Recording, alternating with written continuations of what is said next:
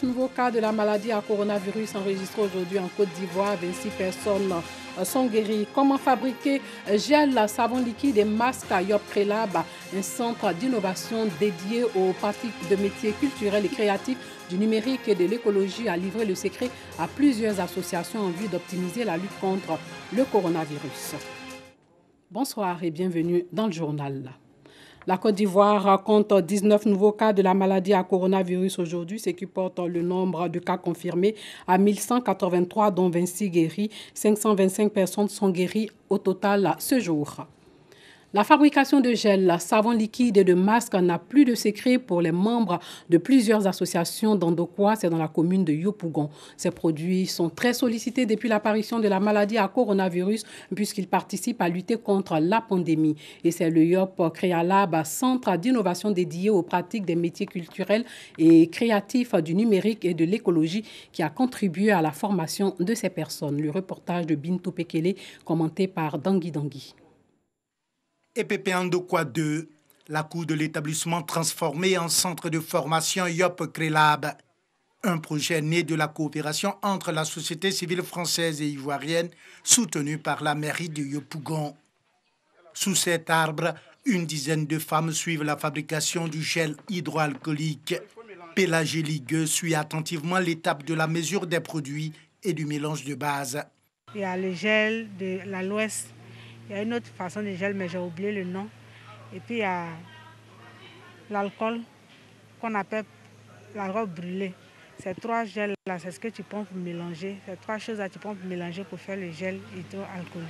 Je peux fabriquer pour protéger ma famille. Je peux aussi montrer aussi à d'autres personnes qui ne sont pas venues, leur montrer comment faire le gel.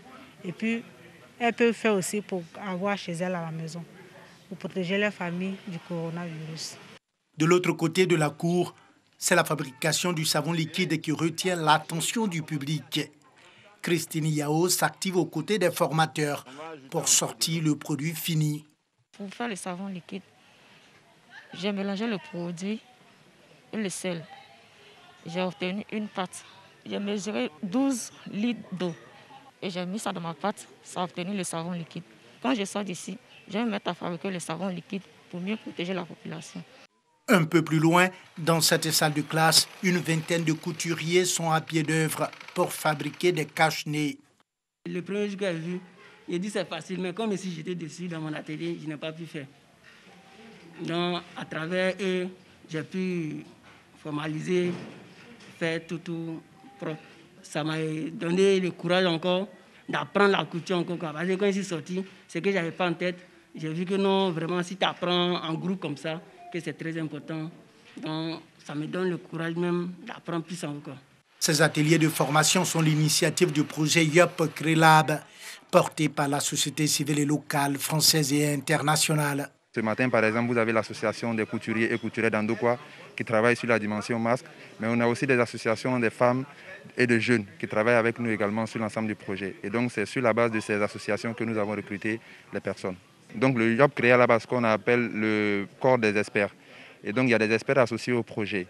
Et donc c'est des chimistes qui travaillent déjà avec des entreprises reconnues sur la place, qui font ces formations. Et l'idée c'est que les femmes puissent déjà développer la formation des bases. Et donc nous partons déjà sur ça et progressivement à évoluer avec elles, à développer des solutions plus techniques. Donc ce sont des solutions que les femmes développent à la maison sans effet secondaire. Pour nous, c'est que ces femmes soient des relais dans le sens de la sensibilisation des populations. Après le coronavirus, permettre à ces femmes qui n'ont pas d'activité génératrice de revenus que ça puisse constituer un socle. Cette journée de formation a également permis aux populations de Yopougon Andokwa de fabriquer des visières et des dispositifs de lavage des mains artisanaux pour mieux lutter contre la pandémie. Le projet Yop Crélab envisage de poursuivre ses ateliers de formation dans d'autres quartiers de la commune de Yopougon. Tout le monde est mobilisé dans cette lutte contre le coronavirus. Le ministre de la Sécurité et de la Protection civile, lui, était à Mans ce week-end. Il est allé toucher du doigt les conditions de travail des policiers et des pompiers civils en vue de leur apporter son soutien dans la lutte contre cette maladie. Le reportage de Eve Boué. Préfecture de police de Mans, le ministre de la Sécurité et de la Protection civile, le général de corps d'armée Vagondo Diomandé, s'entretient avec les policiers et les pompiers civils. Cette visite a pour objectif d'encourager ces hommes de terrain pour le travail qu'ils abattent dans le cadre de la lutte contre la pandémie à coronavirus COVID-19. Je voudrais appeler la population à soutenir notre police. Je voudrais appeler la population à soutenir résolument nos pompiers civils, qui sont tous aussi engagés auprès de tous les acteurs, auprès de toutes les forces de défense et de sécurité dans la lutte contre cette pandémie. Je voudrais que chaque citoyen comprenne que la police et les forces de sécurité font tout pour mettre à l'abri du danger les citoyens de ce pays. Il n'a pas manqué de dénoncer les comportements inciviques de certains concitoyens à l'égard des pompiers dans l'exercice de leurs fonctions. Il est souvent malaisé de constater que lorsque vous sollicitez l'intervention de ces forces de sécurité-là, qu'à leur arrivée, qu'on puisse les accueillir avec des jets de pierre. Je pense notamment aux pompiers qui, à chaque fois, sont victimes de ces actes d'agression. Le ministre Diomandé Vagondo a en outre rassuré les forces de l'ordre que les primes promises par le président de la République dans le cadre de la lutte contre la COVID-19 seront payées dès la fin de ce mois. Enfin, pour soutenir les policiers et les pompiers civils de Mans, il offre des vivres, du savon liquide et 650 cache-nez. 200 personnes issues de couches défavorisées vivant dans la commune d'Atekoubé ont reçu vivres, non-vivres et gel hydroalcoolique dans le cadre justement de cette lutte en Côte d'Ivoire. L'initiative est de la Fondation Kouyo et de la mairie d'Atekoubé. Clément Boko. 200 kits alimentaires pour 200 personnes vulnérables vivant dans la commune d'Atekoubé. L'initiative est de la Fondation Kouyo pour aider l'État de Côte d'Ivoire à mieux gérer la crise sanitaire due au Covid-19. La Fondation Kouyo travaille pour l'unité et la stabilité des familles, pour que les familles soient heureuses. Pour une famille soit heureuse, il faut qu'elle soit en bonne santé. C'est pour cela que nous sommes là aujourd'hui pour contribuer à notre modeste manière au combat qui est mené sur le plan national par nos autorités. Riz, huile, gel hydroalcoolique accompagné de quelques cache-nez réutilisables pour chacun des handicapés, des veuves et des orphelins visités par Anderson Kouyo et son équipe. Un geste apprécié du maire d'Anhaut-Paulin et des bénéficiaires. Nous avons besoin aujourd'hui plus que jamais de renforcer notre solidarité, de renforcer notre cohésion et surtout d'être proche des populations les plus vulnérables. C'est pourquoi nous apprécions à leur juste valeur l'intervention de fondations et d'entreprises citoyennes, comme c'est le cas aujourd'hui, qui viennent s'inscrire parfaitement dans notre vision de mettre en place des classes citoyennes. Après Atekoubé, l'équipe du président Anderson Kouyo entend mettre le cap dans 2 semaines sur les différentes communes du district d'Abidjan et les autres villes environnantes, toujours pour soulager les populations économiquement faibles.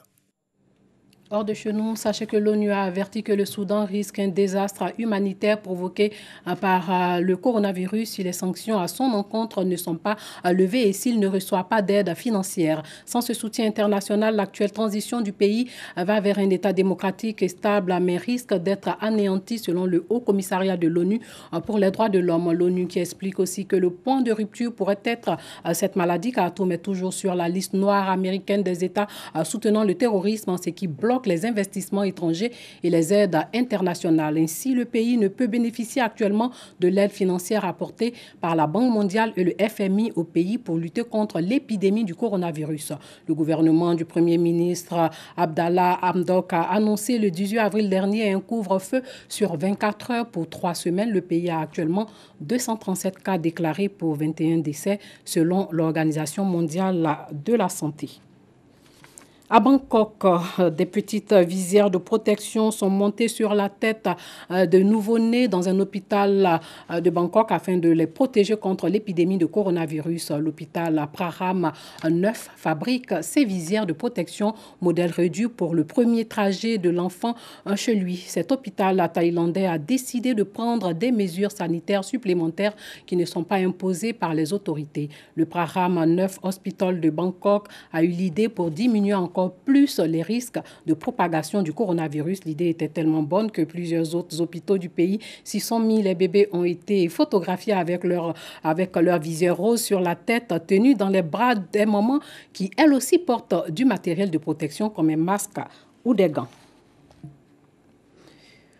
Aujourd'hui, c'est la journée mondiale de la sécurité et la santé au travail. Le thème de cette année, la violence et le harcèlement dans le monde du travail. À l'occasion donc de la campagne 2020, l'OIT produira un rapport mondial qui souligne comment une approche stratégique complète pour la sécurité et santé au travail EST au niveau national et sur le lieu de travail pourrait permettre de lutter contre la violence et le harcèlement dans le monde du travail. Cela comprend notamment l'intégration de dispositions relatives à la violence et au harcèlement dans les lois, règlements et conventions collectives en matière de SST et l'élaboration de normes, codes et pratiques de directives spécifiques pour soutenir la mise en œuvre de programmes et de mesures préventives sur les lieux de travail. Et au niveau du lieu de travail, des systèmes complets de gestion de la SST peuvent inclure l'évaluation et le contrôle des risques psychosociaux, y compris l'interaction avec la violence et le harcèlement. La violence et le harcèlement au travail qui constituent une menace importante et persistante pour la santé et la sécurité des travailleurs. Retour en Côte d'Ivoire pour parler d'eau potable. L'eau potable, un bien précieux recherché par de nombreuses personnes à travers le monde. L'accès à ce liquide qui participe à l'élimination de la maladie à coronavirus était très difficile à Ziondrou, village du département de Fakobli. Depuis quelques jours, le rêve des habitants de cette partie du pays vient de se réaliser. Ce village de l'ouest de la Côte d'Ivoire vient d'être équipé de 2 pompes hydrauliques, un don de la mutuelle de développement de Ziondrou. J'avais Kwasi du bureau régional de RTI. Cela fait exactement 9 mois que l'eau ne coule plus dans les robinets du village. Que de difficultés pour les populations qui sont obligées de s'approvisionner en eau dans des sources impropres à la consommation. Depuis qu'il n'y a pas l'eau, c'était dur sur nous. On s'ouvre pour gagner l'eau, on va loin dans les campements et puis on prend l'eau. Mais les eaux là sont sales. On boit, il y a toujours maladie sur nous. Nous vivons difficilement. Il est 4 heures du matin. On va chercher l'eau. Les femmes ne sont pas les seules à souffrir du manque d'eau. Avec elles, les hommes qui vivent autrement cette situation. Quand il n'y a pas l'eau, nos chéris, nos femmes nous laissent à 4 heures du matin pour aller chercher l'eau dans les ravins même. Il y a des fois tu es en train de dormir, madame est partie. Tu te réveilles, tu te débats, tu ne sais pas où ta femme est partie, à cause d'eau. Le manque d'eau à Ziondrou et ses conséquences sont aujourd'hui de mauvais souvenirs grâce à la mutuelle de développement du village qui vient de poser un acte de générosité et de solidarité en finançant la construction de 2 forages hydrauliques. Ces forages fonctionnels sont alimentés en énergie électrique. Les habitants de Ziondrou, avec à leur tête le chef résident, ont tenu à manifester leur gratitude à l'endroit des donateurs. À partir d'aujourd'hui, vraiment, il sait que vraiment, il a fait des enfants. Nous, on compte tous nos enfants qui sont à Abidjan.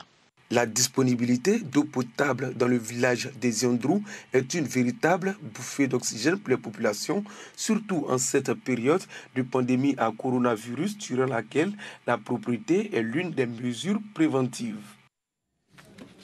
Le jeune musulman est à son 5e jour. Ce mois de privation est aussi l'occasion de faire parler son cœur en apportant des vivres aux couches défavorisées. Le club service La Citadelle, en collaboration avec Ouma Charity, a donc offert plus de 400 kits alimentaires et sanitaires aux personnes vulnérables. Cette œuvre de charité a sa 2e édition et est dénommée Ramadan Solidarity Days. Dangui Dangui était à l'esplanade de la mosquée du CHU de Trècheville où s'est déroulée la cérémonie de remise de dons. 2e édition de Ramadan Solidarity Days à l'esplanade de la mosquée de CHU de Trècheville.